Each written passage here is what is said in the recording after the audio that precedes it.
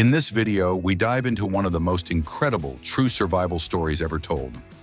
The astonishing tale of José Salvador Alvarenga, a man who defied all odds, survived the impossible, and returned from what many believed was certain death. Get ready for a journey across the vast Pacific Ocean, filled with hope, pain, endurance, and an unbreakable human spirit.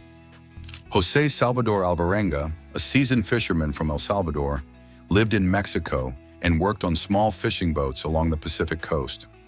On November 17, 2012, he set out from the village of Costa Azul with a teenage crewman, Ezequiel Cordoba, on what was supposed to be a routine 30-hour fishing trip. They boarded a small fiberglass boat just 23 feet long, equipped with a small outboard motor, fishing gear, and a few basic supplies, but no proper shelter or navigation system. Their target, sharks and marlins. But soon after departure, a storm swept across the coast and the trip turned into a nightmare. The storm lasted for 5 days, destroying their radio, damaging the motor, and blowing them far off course. They had no way to contact anyone, and worse, no way to navigate back. For days and weeks, the two drifted aimlessly in the open Pacific. They survived on raw fish, turtles, seabirds, and rainwater. When it didn't rain, they drank turtle blood or their own urine. As time passed, the physical toll became unbearable, but the emotional burden was even heavier. Cordoba, the younger man, struggled to adapt. He refused to eat raw birds and eventually fell ill. Alvarenga watched helplessly as his only companion starved to death, a moment that would haunt him forever. Alvarenga, now completely alone, had to deal with the rotting corpse of his friend. For days, he kept the body in the boat, talking to it, desperate for company and perhaps fearing complete madness if he let go of the last bit of human presence. Eventually, he gave Cordoba a sea burial. From that point on, Alvarenga was alone in the vast ocean, alone with his thoughts, memories, and will to survive.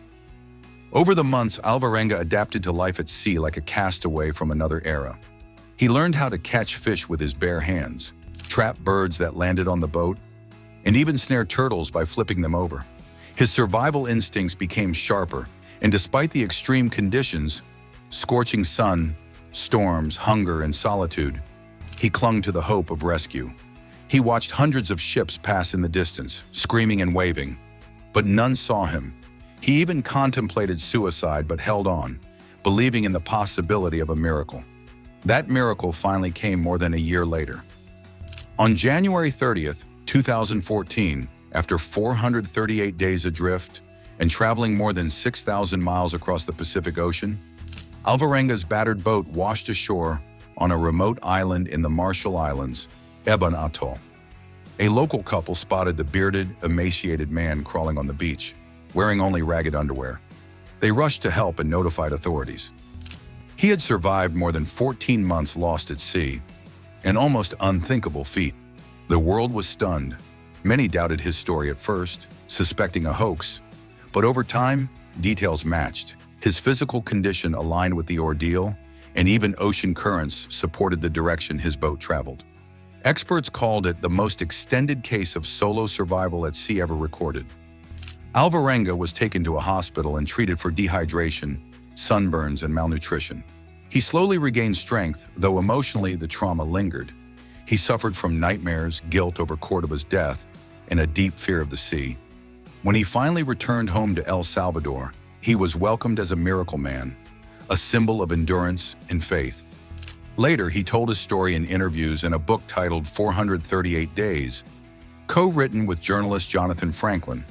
The book detailed not only the incredible physical survival, but also the emotional strength and mental resilience it took to stay alive against all odds. However, the story didn't end there. Cordoba's family sued Alvarenga for $1 million, alleging he had survived by cannibalizing the young man.